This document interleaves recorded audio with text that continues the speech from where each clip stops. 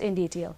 Prime Minister Narendra Modi has asserted that India is strengthening the ideals of the Constitution and the pro-people policies are empowering the poor and women of the country. Addressing a function in New Delhi to celebrate Constitution Day today, he said that laws are being made easier and accessible for the common citizens and the judiciary is taking many steps to ensure timely justice.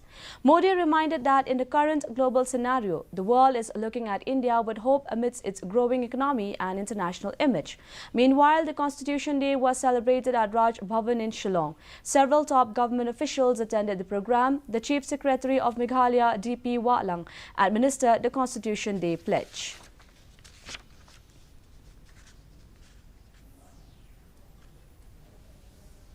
We the people एक आह्वान है, एक प्रतिज्ञा है, एक विश्वास।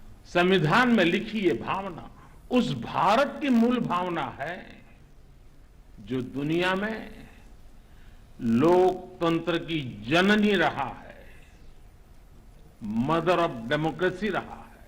यही भावना हमें वैशाली के गणराज्य में भी दिखती है, वेद की ऋचाओं में भी दिखती है।